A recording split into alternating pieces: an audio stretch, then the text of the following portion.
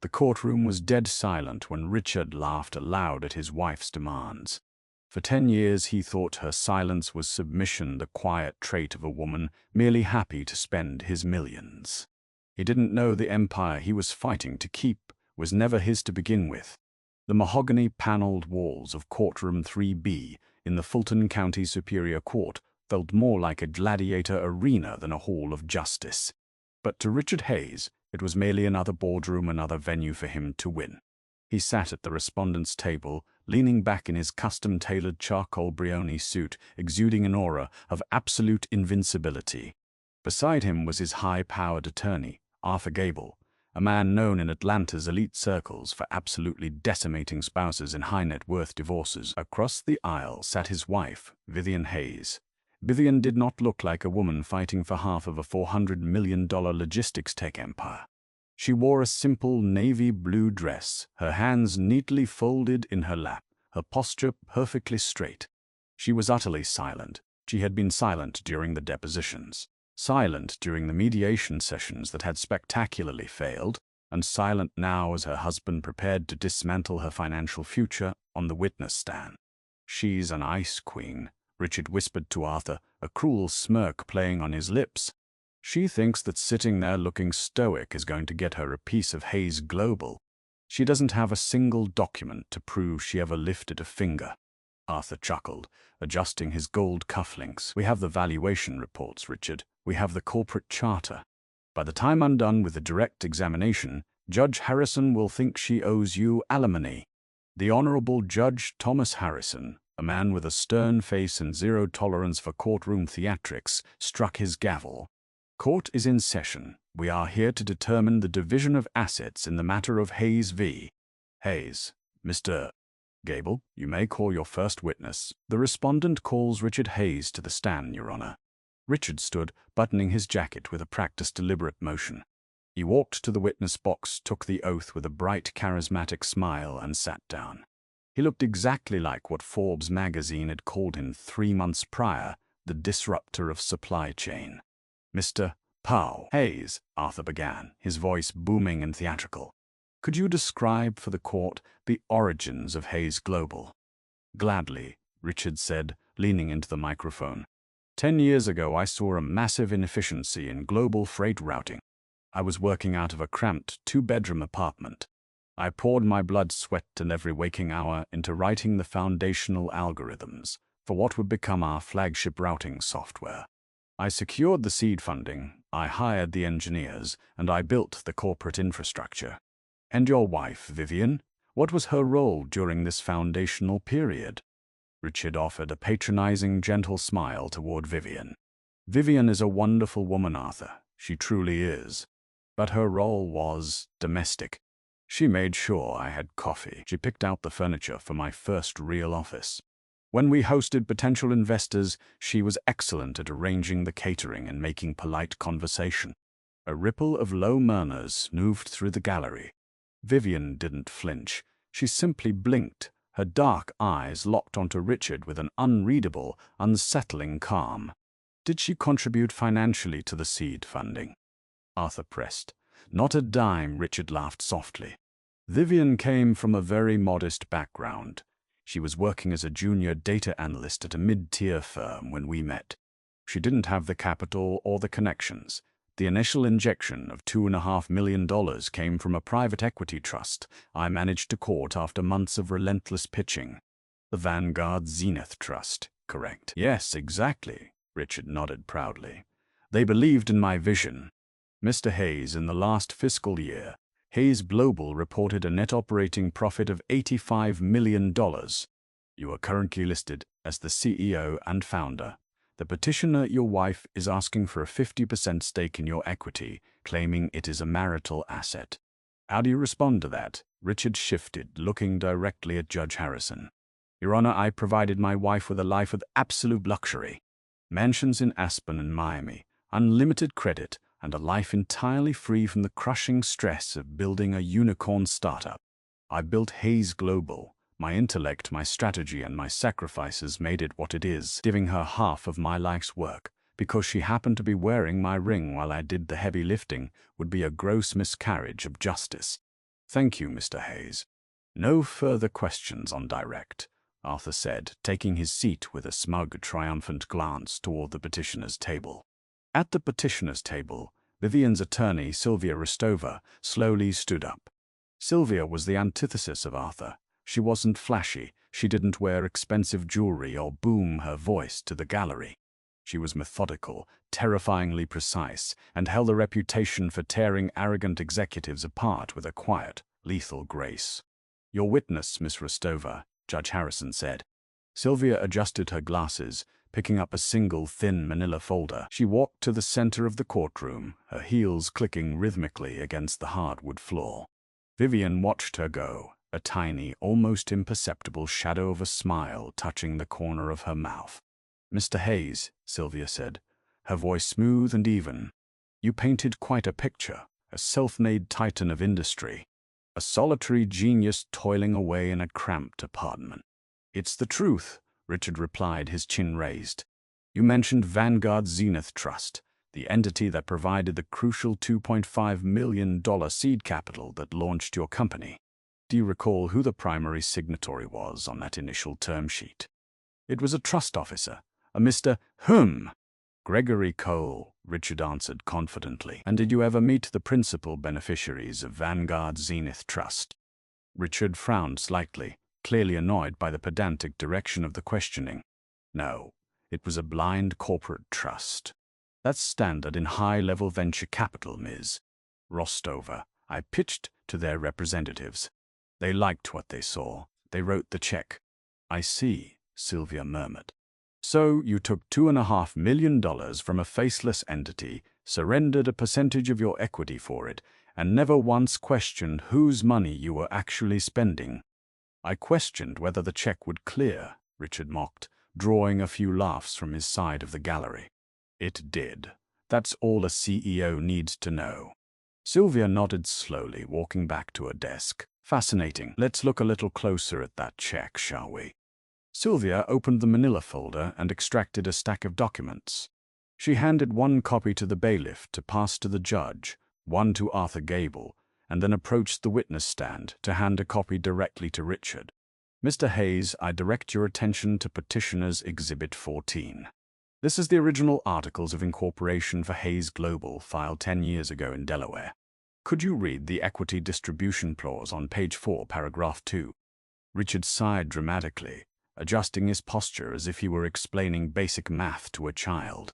He scanned the page. "It states that Richard Hayes, as founder and CEO, retains 49% of voting shares, while Vanguard Zenith Trust, as the primary seed investor, receives 51% of voting shares." 51%, Sylvia repeated loudly, letting the number hang in the silent courtroom. "Meaning technically, Vanguard Zenith Trust owns the controlling interest in your company. They are your boss. It's a silent partnership." Richard snapped, his arrogant facade cracking just a fraction. "They have never once interfered in my day-to-day operations. I am the face, the brain, and the executive power of Hayes Global. They are merely a passive capital vehicle." "A passive capital vehicle," Sylvia mused. "Let's explore that vehicle. Exhibit 15, Your Honor." "Oh." She handed out another round of documents. Arthur Gable snatched his copy, his eyes scanning the dense legal jargon. Suddenly, Arthur's confident demeanor faltered. He paled, his finger stopping halfway down the page. He quickly leaned toward the microphone. "Objection, Your Honor. This document refers to the internal corporate structure of Vanguard Zenith Trust. That entity is not a party to this divorce. Its internal workings are entirely irrelevant to the marital assets of my client." Judge Harrison looked over his glasses at the document in his hands. He read quietly for a moment, his eyebrows raising slightly. He looked down at Sylvia. "Miss F. Rostova, how does the structure of this trust pertain to the division of the Hayes estate?" "And Maston? Because, Your Honor," Sylvia said clearly, her voice echoing perfectly in the quiet room, "the respondent has just testified under oath that he is a self-made man who owes nothing to his wife. He has testified that she contributed nothing financially. This document proves that Mr. Hayes's entire narrative is a legally fabricated illusion." "Overruled," Judge Harrison said sharply. "The witness will answer." Richard stared at the paper in his hands, his eyes darting back and forth.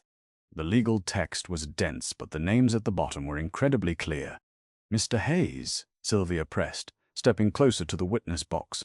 "Can you read the name of the sole primary beneficiary and managing director of the Vanguard Zenith Trust?" Richard swallowed hard. His throat suddenly felt completely dry. He looked up, his eyes locking onto Vivian. She was still sitting in the same position, perfectly serene, watching him with the terrifying calm of a predator, watching a trap snap shut. "Read it, Mr. Hayes," Sylvia commanded. "It says—" Richard's voice was barely a whisper. He cleared his throat, a bead of sweat breaking out on his forehead. "It says Vivian Dalton Hayes." The gallery erupted.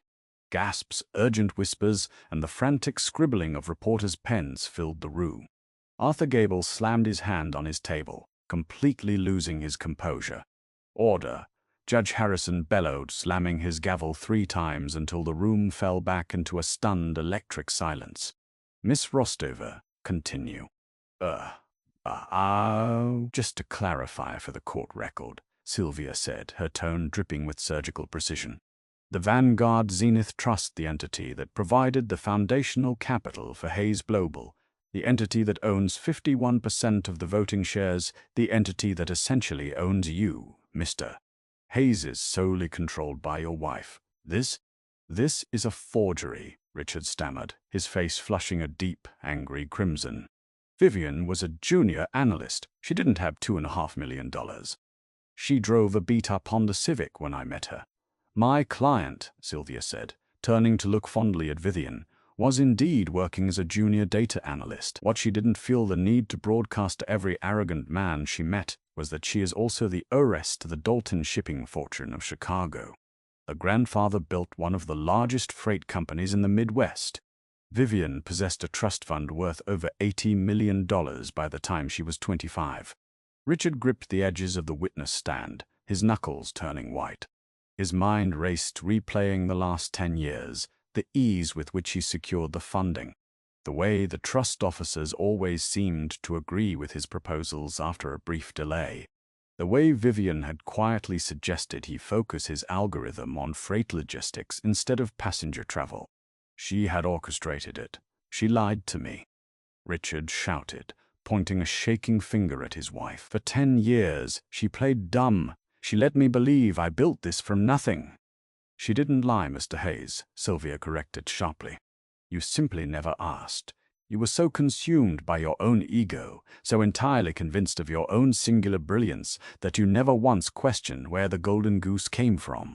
You assumed your wife was a silent, uneducated accessory because that is all you wanted her to be." Sylvia walked back to her table and picked up a heavy, leather-bound binder. She dropped it onto the evidence podium with a loud thud. "Your Honor, entered into evidence is the complete financial history of Vanguard Zenith Trust, proving that Vivian Hayes has been quietly managing the overarching direction of Hayes Global for a decade. Furthermore," Sylvia paused, letting the silence build to a painful, suffocating climax, "we have the updated corporate charter." Arthur Gable stood up, his voice lacking its previous boom. "Updated charter? What updated charter?" "The one filed yesterday," Sylvia said, offering a cold smile to the opposing counsel. "As the managing director of Vanguard Zenith Trust, which holds the 51% controlling interest in Hayes Global, my client called an emergency shareholder meeting. A meeting of one, she voted to restructure the executive board." Richard stood up in the witness box, completely ignoring courtroom decorum. "You can't do that. I'm the CEO. I built the software." "You were the CEO, Mr. Hayes," Sylvia corrected gently. "As of 9 a.m. yesterday morning, Richard Hayes was terminated from his position at Hayes Global for gross financial mismanagement and hostile corporate behavior." "You aren't losing half your company in this divorce, Richard. You're just losing your job." The sheer velocity of the revelation hit courtroom 3B like a physical shockwave. For a full minute, the only sound was the frantic scribbling of the court stenographer and the heavy, ragged breathing of Richard Hayes. He stood perfectly still in the witness box, his knuckles bone white against the mahogany railing, his eyes darting frantically between his attorney and the woman he had underestimated for a decade. "Terminated," Richard finally choked out, the words scraping against his throat. The charismatic disruptor of supply chain was gone. In his place stood a man watching his empire evaporate into thin air. "You can't terminate me. I am the founder. I am the visionary." Arthur Gable, recovering a fraction of his usual bulldog tenacity, leaped to his feet. "Your Honor, this is an ambush. It is a blatant retaliatory maneuver designed to manipulate the valuation of marital assets mid-litigation. The petitioner is attempting a hostile corporate takeover under the guise of a divorce proceeding. We demand an immediate injunction against this supposed board decision." Judge Harrison peered over his reading glasses, his expression unreadable as he tapped his pen against the bench. "Ms. Rostova, your client's timing is highly unorthodox. Firing the respondent on the eve of this trial certainly appears punitive. How do you justify this action within the context of these proceedings?" Sylvia Rostova did not flinch. She approached the bench with the serene confidence of an executioner, holding a sharpened axe. "Your Honor, the termination was not punitive, it was a fiduciary necessity," Sylvia stated, her voice echoing clearly. "As the controlling shareholder of Hayes Global, my client has a legal obligation to protect the company's assets. A duty that became urgently pressing when we discovered why Mr. Hayes was so eager to finalize this divorce and cash out his remaining equity." Sylvia turned toward the gallery and gestured to a stern-looking man in a gray suit sitting in the front row. "With the court's permission, I would like to submit Petitioner's Exhibit 22, a comprehensive forensic audit conducted over the last 6 months by the firm of Grant Thornton. This audit was initiated privately by Vanguard Zenith Trust." "Objection," Arthur bellowed, his face turning an alarming shade of purple. "We have not been provided with this audit during discovery." "Because the audit was not commissioned by Vivian Hayes, the wife," Sylvia countered smoothly. "It was commissioned by Vanguard Zenith Trust, the majority shareholder investigating its CEO. It is a corporate document, which we are now introducing to explain the immediate termination." "I will allow it," Judge Harrison ruled, his curiosity clearly piqued.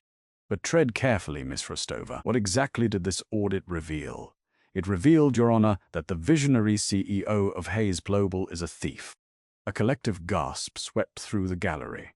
Richard collapsed back into the witness chair, his swagger entirely extinguished. Sylvia began distributing the thick, bound audit reports. Over the past 3 years, Hayes Global secured massive logistics contracts with real-world titans. We are talking about routing freight for C.H. Robinson, managing supply chains for FedEx, and organizing maritime shipping routes with Maersk. These contracts brought in hundreds of millions in revenue. But according to the audit, not all of that revenue made it to the company's ledger. Sylvia walked directly up to Richard, her eyes locking onto his terrified gaze. "Mr. Amitaf Hayes, are you familiar with an entity named Apex Consulting, registered in the Cayman Islands?" Richard opened his mouth, but no sound came out. He looked at Arthur Gable, silently begging for an objection, but Arthur was frantically reading the audit report, his face draining of color. "Let the record show the witness is silent," Sylvia noted dryly. "The audit traces exactly $14.6 million in consulting fees paid by Hayes Global to Apex Consulting over the last 36 months. The funds were routed through a corporate account at Butterfield Bank in Grand Cayman. Our investigators subpoenaed the ownership records of Apex Consulting." Sylvia turned to face the judge. "The sole proprietor of Apex Consulting is Richard Hayes. He has been systematically embezzling from his own company, defrauding his investors, namely his wife, and hiding the assets offshore in anticipation of this very divorce." "That's a lie," Richard suddenly screamed, slamming his fist onto the railing. "It was a tax strategy. Every major tech firm uses offshore entities to minimize corporate tax burdens. My board approved it.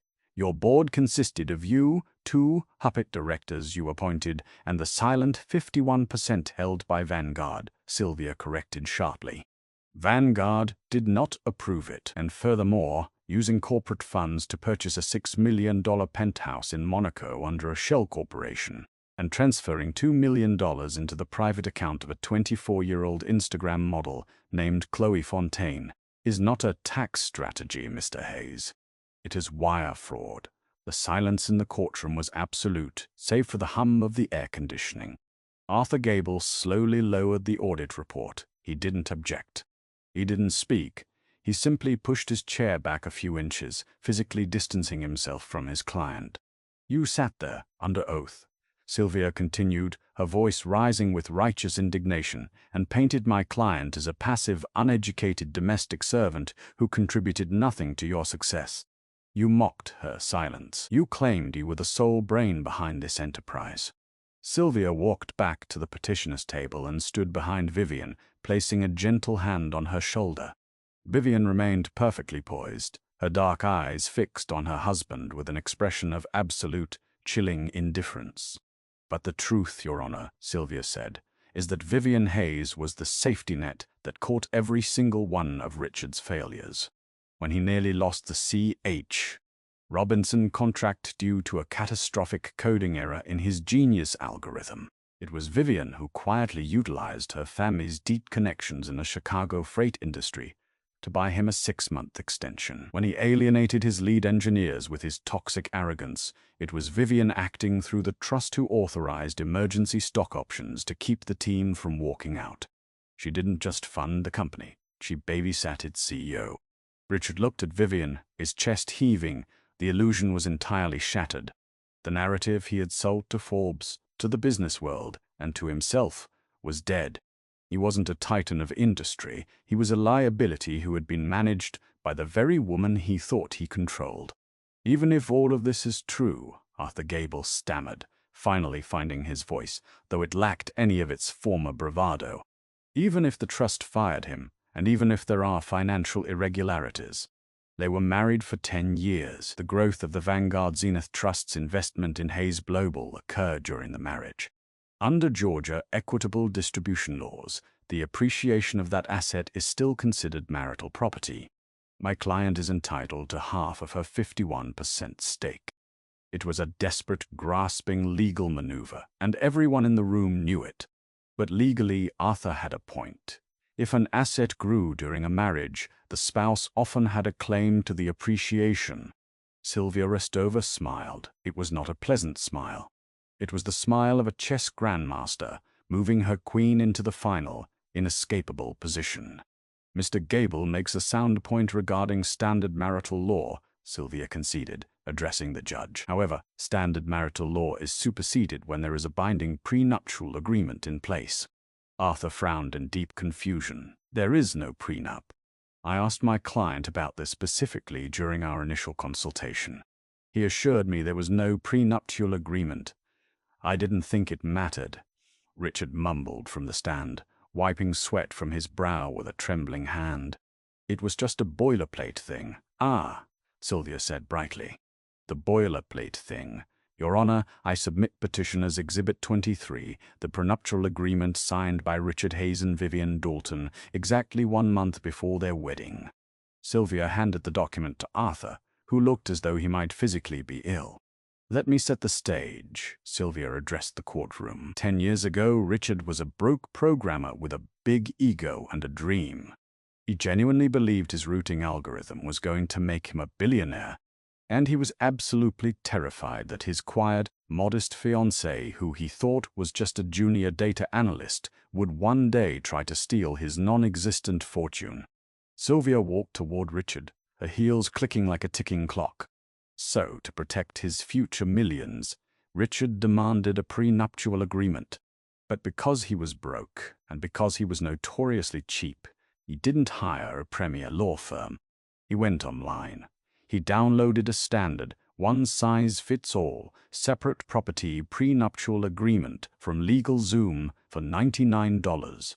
A smattering of shocked laughter broke out in the gallery. Judge Harrison had to cover his mouth with his hand to mask a sudden, highly unprofessional smirk. "He filled it out," Sylvia continued, relentless, "and he forced Vivian to sign it. That document, Mr. Hayes, which you failed to read closely, states explicitly that any and all assets acquired prior to the marriage, and any subsequent growth dividends or business entities derived from those initial assets, remain the sole and separate property of the original owner in perpetuity." Richard stared blankly at the lawyer. The blood was roaring in his ears. "You thought you were protecting your unwritten code from her," Sylvia whispered, leaning in close to the witness box. "What you actually did was build an impenetrable, legally binding fortress around her $80 million trust fund and its eventual 51% stake in Hayes Global. By forcing her to sign a cheap piece of paper to protect your ego, you legally signed away any right you ever had to her fortune." Arthur Gable closed his briefcase with a loud click. He didn't even look at his client. The defense was entirely, comprehensively annihilated. "Your Honor," Sylvia said, returning to her desk, "we asked that the court enforce the prenuptial agreement. Mr. Per entire world. Hayes leaves this marriage with exactly what he brought into it: his clothes, his personal effects, and his 49% stake in Hayes Global, a company from which he has just been fired, and a stake that is currently frozen pending the outcome of the embezzlement investigation. We also asked that he be held entirely liable for the $14.6 million in corporate debt he accrued through his offshore fraud." Judge Harrison took off his glasses and rubbed the bridge of his nose. He looked at Richard, his expression one of profound disgust. "Mr. Hayes," the judge said, his voice heavy with finality, "in my 22 years on the bench, I have rarely seen a display of arrogance so comprehensively dismantled by reality. You attempted to use this court to strip your wife of her dignity, entirely unaware that she was the architect of your entire existence."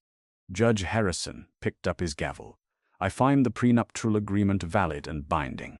The petitioner's assets, including the entirety of the Vanguard Zenith Trust and its holdings in Hayes Global, are her sole property.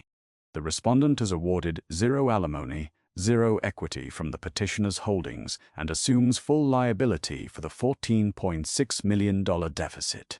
Furthermore, I am directing the clerk to forward the Grant Thornton forensic audit, along with the transcripts of today's testimony, directly to the Securities and Exchange Commission and the United States Attorney's Office for the Northern District of Georgia. We are adjourned." Bang. The sound of the gavel was like a gunshot. The gallery erupted into a frenzy of voices. Reporters dashed for the heavy wooden doors to file their stories. Arthur Gable stood up, handed Richard a business card for a criminal defense attorney, and walked out without saying a single word. Richard remained frozen in the witness box. He was ruined. He had no job, no company, a mountain of debt, and the looming specter of federal prison. He looked across the room. Vivian was finally standing up. She smoothed the skirt of her simple navy dress and picked up her purse. For the first time in the entire proceeding, she walked over to him.